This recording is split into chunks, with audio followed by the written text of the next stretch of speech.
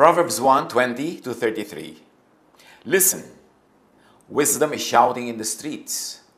She is crying out in the marketplace. She is calling out where the noisy crowd gathers. Here, wisdom is depicted as a good woman in a marketplace, competing with a lot of noise para siya madinig. And supposedly, in the poetry, in the symbolism, ang kinakausap niya is a young man. Therefore, ang wisdom is addressed even to young people, to those who are still young. And wisdom is better learned, best applied while still young. Ang pamagitan natin pag-aaral ngayon, na napakahalaga to have a happy, full life in Jesus. Be wise, on time. Dapat maging wise tayo sa oras, hindi huli sa tamang oras. Madaling maging wise sa huli. Dahil natuto ka na, nagkamali ka na, nasaktan ka na. Pero ang pinakamabuti para ang tunay na pagpapala ng Panginoon ay mamulaklak, mamunga sa ating buhay, ma-maximize natin ang lahat ng magagandang kalooban ng Panginoon para sa atin, kailangan maging wise on time, sa tamang oras. And what is being wise on time? Bago magkamali. O habang nagkakamali pa lang at nagsisimula, hindi sa dulo na naani na ang mapait na bunga ng mga pagkakamali. Wisdom speaks and shouts, competes with noise, with foolishness. And the wise listens for wisdom, listens to wisdom. Yung sa dami ng ingay, inuulinig mo talaga kung alin yung wisdom. Sa dami ng bumubulong, sumisigaw, umaagaw sa ating pansin, ay tayo nanunuri. Napilit nating dinidinig kahit yung anas, bulong ng wisdom, sa kabila ng napakaraming dumadagundong na ingay ng foolishness sa ating paligid. Proverbs 1:20-33 sa pagpapatuloy, Fools, how long will you love being ignorant? How long will you make fun of wisdom?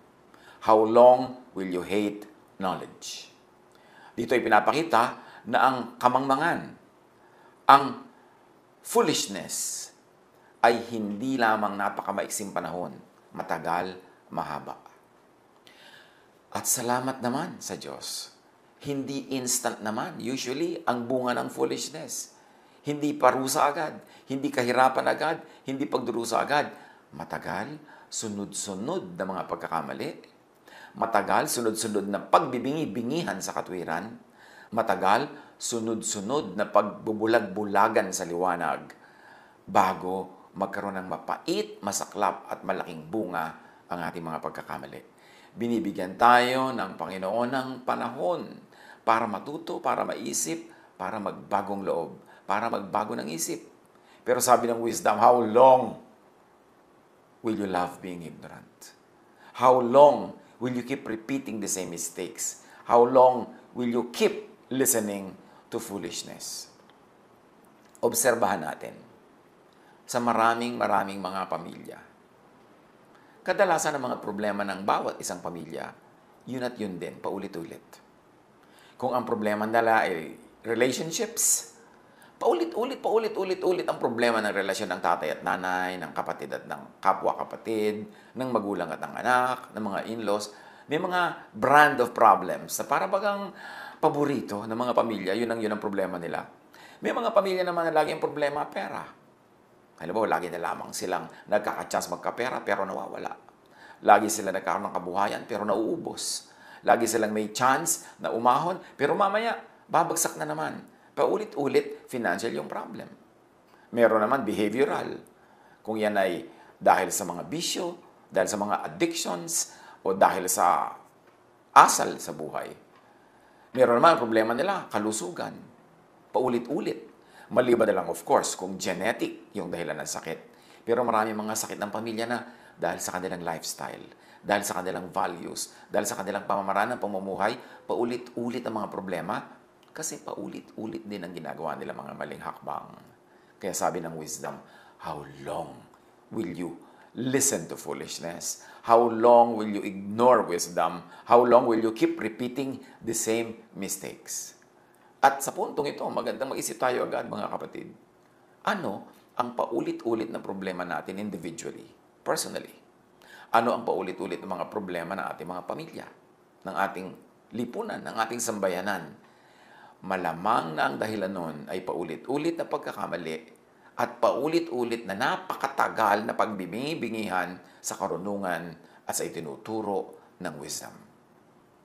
Verse 23, I wanted to tell you everything I knew and give you all my knowledge, but you didn't listen to my advice and teaching. Ganyan daw katyaga ang wisdom. Ganyan katyaga ang Diyos. Ganyan katyaga ang karunungan at kaliwanagan. Paulit-ulit, turo ng turo, pero patuloy na hindi pinakikinggan ng mga foolish people. And it takes consistency and stubbornness to be foolish. You don't become foolish by committing one mistake, or two, or three. Foolishness is in continuous repetition of errors and mistakes without learning. Verse 24 and 25. I tried to help, but you refused to listen. I offered my hand, but you turned away from me. You ignored my advice and refused to be corrected. So wisdom tries to help. Wisdom offers a helping hand. Wisdom uses tools, instruments, helpers to teach us. Kung yun man ay mga formal teachers, informal teachers, counselors, kung yun naman ay verses, yun naman ay mga buhay na nasa paligid natin o sarili nating buhay o mga mumunti, maliliit na mga pain na nararamdaman natin tuwing mali ang mga ginagawa at mga desisyon natin sa buhay, patuloy at patuloy na kinakausap tayo ng wisdom. Kaya helpful, useful kung minsan, yung pain. Kasi tool yan, instrument yan ng wisdom to call our attention that something is wrong. And why is our attention being called? So that the wrong thing will not become a bigger and bigger and bigger mistake. Kasi lahat may bunga. Nagbubunga ang lahat. Fools turn away from wisdom and godly reason. Fools ignore godly advice and correction. Fools ignore early signs of trouble and early and light corrections. Isa yan na characteristic of foolishness. May mga senyales na napatungo siya sa problem, hindi pa niya pinapansin. Binibigyan na siya ng mga magagaang tapik, pitik, kalabit. Hindi niya pinapansin. Ang inaantay niya ay malaking dagok, malakas na hampas, malakas na palo, para lang siya magising. Pero kung tayo ay makikinig lang sa mga maliliit na bagay, mga bulong, mga anas ng karunungan, mga tapik at pitik ng buhay, hindi na tayo aabot pa sa lumala ng lumala ng lumala. Kaya kung nagkakaroon ka na ng financial problem, bata ka pa lang. Nagkakaroon ka naman ng chances, pero laging nasisira yung chances na yon. Hindi natin tinutukoy dito, talagang wala namang chance magkamali dahil wala talagang pera, wala. Pero yung meron, tapos nawawala pa. Tapos magkakaroon ulit, mawawala na naman. Pabalik, merong foolishness involved. Huwag tigasan ng loob, huwag tigasan ng puso, huwag magbulag-bulagan, makinig. Para hanggang mga tampal-tampal pa lang ang maabot natin, hindi dagok at mariing hampas para tayo matuto. May mga signs of trouble. Kahit sa mapapangasawa mo pa lang, girlfriend mo pa lang, boyfriend mo pa lang, makikita mo yung magiging signs of trouble sa buhay ninyo pag magkasama kayo, pag mag-asawa na kayo. Kasi kung meron kayong long enough na pagsasama, bilang magkasintahan bago kayo magpakasal, makikita man na what kind of troubles does this person get into. Do I want to be part of that trouble, which probably will become bigger and bigger as time goes by? Ano ang mga sinasabitan niyang problema? Yun at yun. Kasi ang tendency niyan, unless siya ay matuto at makinig sa wisdom, magpapaulit-ulit lang yun. Kaya kung babaero, magiging babaero. Maliban na lang talagang magpalit ng pag-iisip. Kung utangero, magiging utangero. Kung lagi na lamang pumupunta sa maraming nasuswindle siya, naloloko, napagsasamantalahan, paulit-ulit na mangyayari yun. Kung hindi siya makikinig sa mararahan ng mga paalala. Pero habang siya ay lumulubog sa problemang yan at paulit-ulit niyang ginagawa ang same mistakes, palakas ng palo. Palala ng palala ang bunga, pahirap ng pahirap ang buhay. Kaya dapat makinig habang banayad na bulong pa lang at hindi ka pa binubulyawan ng langit, habang banayad na pitik pa lang at hindi ka pa hinahagupit ng latigo, kailangan makinig. At any given time, wisdom is teaching us a lesson. Every failure, every pain, every suffering, yan ay may daladalang lesson. At kadalasan, bunga lang talaga ng ating mga ginagawang mali. Kung hindi man natin directly, personally ginagawa yan ng mga taong sangkot tayo at sangkot sila sa atin. Halimbawa, magulang at anak, kapatid at kapatid, mag-asawa, nagkakaroon tayo ng effect sa isa't isa. Kaya importanteng maging matino. Kung minsan ang tinutino ng buhay mo, tapos yung kapatid mo, waldas. Kung minsan inaayos mo ang buhay mo, pero yung tatay mo, pabaya. Minsan, ang mga magulang mo, nagpapakahusay, nagpapakatino, pero yung anak naman, ang gumagawa ng kung ano-ano mga kabalbalaan, ulit. Nagsisimula yan, maliit lang. Pag hindi mo itinuwid, lalaki yan ng lalaki. Kaya dapat makinig sa wisdom. Fools insist on foolishness. And this early, sa ating pag-aaral, dapat ina-identify na natin, ano ba ang aking mga foolishnesses? Ano ang foolishnesses na nakikita ko sa mga taong malapit sa akin? Ano ang pwede kong gawin para yun ituwid? O ano ang pwede kong gawin para iligtas ang sarili ko sa sure disaster na darating sa kanya? At pag hindi ako lumayo, hindi ako gumawa ng tama, ay madadamay at madadamay ako. Foolishness is a long road. It's not a short trip. It takes many stubborn steps to and into irreversible results. Bihirang-bihirang mangyari ng isang tao, biglang-bigla na lang na nasadlak sa sobrang-sobrang laking problema. Usually, step by step ang punta doon. Halimbawa, meron kang malaking-malaking kabuhayan, biglang nawala isang iglap, napaka-imposible naman nun, maliban na lang biglang mong itinaya lahat sa isang sugal. Pero usually, ang pagkawala ng maraming kabuhayan ay unti-unti. Dahan-dahang mas malaki ang gastos kaysa kita. So, nagkakaroon ng utang, mangungutang, magsasangla, magbebenta, unti-unti, dahan-dahan. Pero pag yan ay hindi pinigil, hindi sinugpo agad, bigla na lamang marirealize, ang dami na palang nawala, ang dami nang nabenta, ang dami nang nasangla, ang dami nang nalusaw. Ganyan din sa kalusugan. Hindi naman biglang may ginagawa ka lang na isang bagay, namatay ka agad. Unless super hazardous accident yon. Usually, dahan-dahan. Kung ikaw ay may bisyo, ikaw ay sumisira sa iyong katawan, sa pagpupuyat, sa lifestyle, sa pagsuong sa mga panganib, dahan-dahan yon. At kadalasan along the way, nagkakaroon ng babala. Something goes wrong. Nagkakaroon ng pain. Nagkakaroon ng sorrow. At yun ay mga warning para tumigil ka na sa pag-pursue sa landas na yan, mag-iba ka na ng daan dahil ang pinupuntahan niyan, disaster. So even at this point, I like to challenge everyone, saan patungo ang mga steps nyo ngayon? Yung mga bagong desisyon nyo o desisyon nyo kahapon, last week, saan patungo? Patungo ba yun sa wisdom o sa foolishness? Nandito tayong lahat ngayon sa kinakatayuan, kinakaupuan natin, sa ating kinalalagyan, dahil dinala dito tayo ng marami mga steps that we have taken in the past. Hindi ka biglang isang kisap mata, isang iglap nandyan ngayon. Bunga yan ng maraming mga hakbang. At kung nakakahalata ka na hindi mo gusto yung kinalalagyan mo ngayon, o hindi mo gusto ang pinupuntahan mo, stop, mag-U-turn, change your way para maiba. Huwag nang ituwid pa ng isang pagkakamali ang isang pagkakamali kasi lalong babaloktot. Umatras. Kung nakakaramdam ka na patungo ka sa disaster, atras. Kung ng mga una ay nakakalusot ka, nakakapagpalusot, don't think na laging may lusot. Why? Because what you plant is what you harvest. Yan, pag nag-analyze tayo ng maraming taong lumulubog sa problema, ang isang dahilan. Magkakaproblema sila dahil sa foolishness, magpapalusot.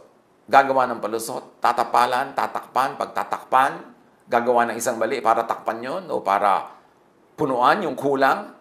Pero mamaya, palaki ng palaki yung mistake, palaki ng palaki ang kulang, palaki ng palaki ang ginagawang pagtapal, hanggang isang araw sumambulat na ang laki-laki na pala ng problema. Verse 26 of Proverbs 1. So I will laugh, sabi ni Wisdom, at your troubles and make fun of you when what you fear happens. Disasters will strike you like a storm. Problems will pound you like a strong wind. Trouble and misery will weigh you down. Yan ang sabi ni Wisdom. Sa hinaba-haba ng pagtuturo ko sa iyo, sa dinami-rami ng warning na inigdor mo, pag dumating ang panahon na biglang sumabog ang problemang nililikha mo, huwag kang umasa na bigla kitang hahanguin dyan. Foolishness leads to disasters, problems, trouble, and misery. Natural law prevails because God is the author of nature and God is the author of natural law. And natural law always demands and ends in balance. Ang utang binabayaran, ang pagkukulang pinupunuan, ang baluktot itinutuwid, ang madilim nililiwanagan, ang mali itinatama. Causes will have effects. Ano man ang nangyayari sa buhay natin ngayon, effects ng causes that we or people close to us have done in the past, either immediate or in the past long gone.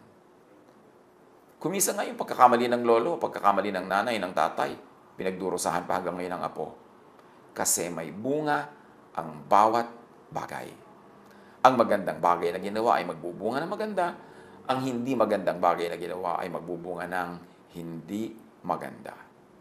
Planting will lead to harvest. Wisdom abides by natural law, by cause and effect. Wisdom lets fools harvest what they plant. Walang palusot. Ang problema kumisan sa magaling lumusot, magaling gumawa ng paraan, magaling magtapal, akala nila laging magwo-work yun. Pero meron yung bunga. Proverbs 29:1, whoever remains stiff-necked after many rebukes will suddenly be destroyed without remedy. Yung laging utang ng utang, tapos hindi naman nakakabayad at winawarningan na ng lahat, huwag ka na mangungutang, nadidemanda na, nakukulong na, inaaway na, nalalagay na sa panganib. Tapos yung pa rin, utang pa rin ng utang, you live within your means para hindi mangyari yon. But there are people who never learn the simple arithmetic of do not spend more than you earn. Understandable lang ang spending more than you earn pagka mayroong medical emergencies. Pag may nakatayang life and death na kailangan mangutang. Pero yung mangungutang ka para ka mag-party, mangungutang ka para ka magbakasyon, mangungutang ka para ka bumili ng bagong kotse, o mangungutang ka para ka magpagawa ng ganito at ng ganyang project, o bumili ng ganito ganyan, or hindi mo man inuutang ay, lalong masama kung ninanakaw, lalong masama kung kinukupit, lalong masama kung ginagawaan ng masamang paraan para makuha, hindi naman talaga necessary sa buhay, may bunga yan. May bunga yan. Hindi pwedeng wala. Now, wisdom seeks refuge and protection in God on time before the disaster happens. Kasi nung nandiyan na yung disaster, anong sabi ng wisdom? I will laugh at your calamities. Hindi ka nakinig sa akin noon. Don't expect me na biglang makinig sa iyo ngayon at hanguin ka sa hukay na ikaw mismo ang unti-unting naghukay at ikay nabulid, heto ngayon, hihingi-hingi ka sa akin ng awa. Fools will call for me, but I will not answer, sabi ni Wisdom.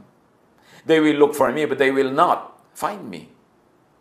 Kasi may panahon ng paghahanap ng wisdom before the problem strikes, not after, not during, before. This is because they hated knowledge. They refused to fear and respect the Lord. They ignored my advice and refused to be corrected. They filled their lives with what they wanted. They went their own way so they will get what they deserve. Ubod ng linaw ng sinasabi ni Wisdom. Ang mga hangal, ang mga hindi nakikinig sa akin sa paulit-ulit at patuloy kong pag-aalala at pagtuturo at pagbibigay ng babala, pag sila na ngayon, ang bilang napahamak at tatawag sila sa akin, hindi ako sasagot. Hahanapin nila ako, hindi nila ako makikita. At bakit ganon? Kasi kinamuhian nila ang karunungan.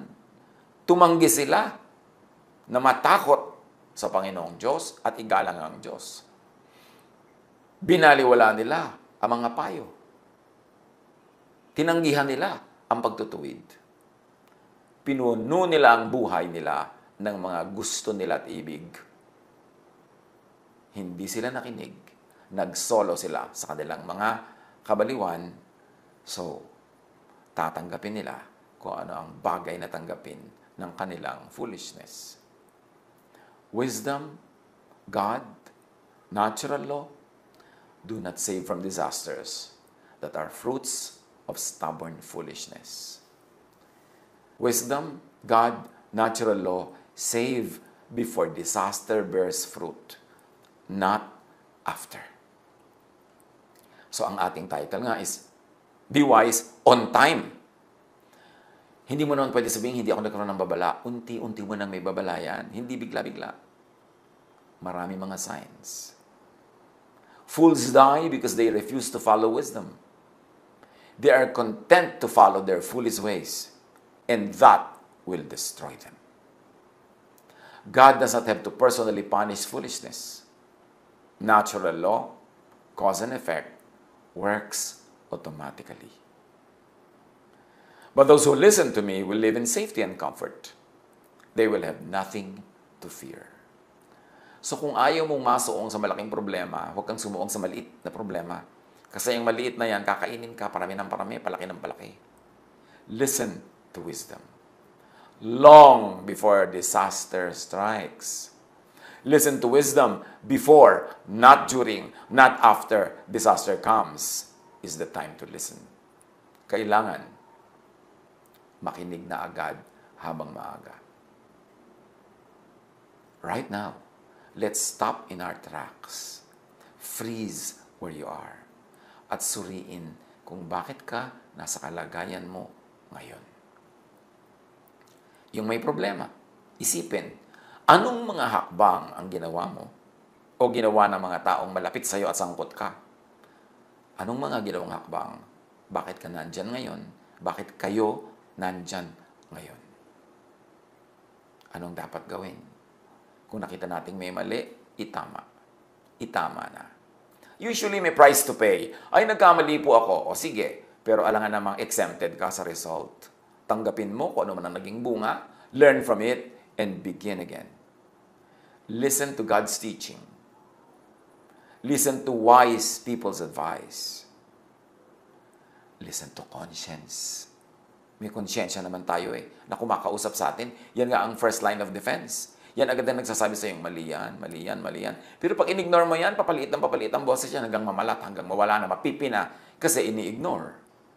Listen to whispers and signs from events before calamity strikes. Wisdom seeks refuge and protection in God, as we have already said. But how do you really seek refuge in God? Paano ba kumakanlong sa Diyos? Psalm 34:8, taste and see that the Lord is good. Blessed is the one who takes refuge in Him. Now we have to define why. How does it happen? Paano ba tayo kumakanlong, sumisilong sa Diyos? Taking refuge in God doesn't mean running to God for protection only in the actual time of trouble. It also means walking in God's ways every day before the actual time of trouble comes. Mahalaga yun. Hindi ka lang tatakbo sa Diyos ngayon dahil andyan na yung problema. Dapat araw-araw, wala pang problema, bago magka-problema. At para hindi magka-problema, humahakbang ka na unti-unti, kahit maliliit na hakbang, patungo sa Diyos sa pagsunod sa kalooban ng Diyos. Hindi pwedeng hakbang ka ng hakbang ng palayo sa Diyos, tapos biglang ang kaharap mo ay disaster, bigla kang tatakbo pabalik sa Diyos kasi ang layo na nang narating mo. Taking refuge in God is best done by walking every day in the right path. Small steps. Ang tunay na pagkubli sa Diyos, pagsilong sa Diyos, ay yung pagkubli at pagsilong sa Kanya sa maliliit na paraan, araw-araw, sa marami at mahabang panahon. Not by constantly walking in the wrong path, and then making a sudden U-turn to God when already faced with danger and disaster. You can try that if you're in a big trouble now. Why not? Baka naman biglang maligtas ka. But history and common observation both tell us it doesn't usually work that way. Ang mabisang pagsilong sa proteksyon ng may likha ay ginagawa hindi lamang sa aktwal na oras ng panganib at kapahamakan. Ang pagsilong sa proteksyon ng may kapal ay ginagawa araw-araw, unti-unti, sa patuloy na paghakbang at paglakad sa tamang daan. Huwag kang humakbang ng humakbang at maglakad ng maglakad sa maling daan at pagkaaya na yung kaharap mo na yung dambuhalang kakain sa'yo, bigla ka mag-u-turn patakbo sa Diyos. Ang layo mo na kasi, ang layo na nang narating ng mga hakbang mo, ang hirap mo ma-repair. Kailangan araw-araw ang hakbang ay sa tama, hindi sa mali. If realization or enlightenment comes late, during or after calamities, what do you do? Accept the fruit of what was planted. Kung nalubog ka sa utang, bayaran. Kung nailit ang iyong prenda, ibigay. Yan ang bayad eh. May cause, may effect. Kung ang naging bunga ay may nawala sa'yo, tanggapin mong may nawala. Kung ang bunga ay nasaktan, well, masaktan. Lilipas din yan. Ano man ang bunga, kung alam naman nating talagang dahil sa mga maling steps, kaya tayo napunta doon, don't be in denial, accept the fruit of what was planted. At huwag na magpalusot. Tanggapin. Masakit man, mahapde, mahirap, tanggapin. Kasi yung pagtanggap ng bunga, yan ang simula ng iyong recovery. Pero pag lagi mong iiwasan yung bunga, hindi ka makaka-recover. Yung mangungutang ka na mangungutang, tapos yung kung sino man na kamag-anak mo o kaibigan o kakilala, ang bigla-bigla mong hihingan, uutangan para ibayad sa utang mo, di siya yung nagbayad, hindi ikaw, palusot yun. Huwag mong pagbayarin si Pedro sa utang ni Juan. Huwag kang magpahamak ng iba. Huwag kang humanap ng scapegoat. Huwag kang humanap ng ginhawa, pero iba ang nahirapan. Kung hirap ang naging bunga na yung mga pagkakamali, edi mahirapan ka, tanggapin mo yan. At ang pagtanggap mo niyan, ang magiging simula na yung paggaling ng iyong recovery. Pero kung lagi kang magpapalusot, inilulusot mo ang sarili mo sa gusot, pero iba ang nasa salang, iba ang nasa sangkalan, iba ang nahihirapan, hindi ka magkakaroon ng learning. Hindi magkakaroon ng tunay na correction because nature is not satisfied with balance. Hindi nagkaroon ng balance kasi iba yung nag-suffer, hindi ikaw. Kailangan, kung pagkakamali mo yon, edi akuin mo yung suffering. Kung mayroong kusa na tutulong sa'yo, kusa na magbibigay sa'yo ng ginawa, salamat. Pero yung para gumawa ka ng paraan na iba ang mahirapan, iba ang mapahamak, iba ang magbayad ng yung mga utang, hindi magkakaroon ng tunay na correction ng nature. Hindi ka rin maghihil, hindi ka rin maitutuwid. If realization or enlightenment comes during and after calamities, accept the fruit of what was planted. Pay. Learn. Then seek God's forgiveness and correction if that is in order. Begin again. Move on. But remember, you cannot move on if you do not accept the fruit of what was planted. If you do not accept the suffering, if you do not pay, you will never be able to really move on.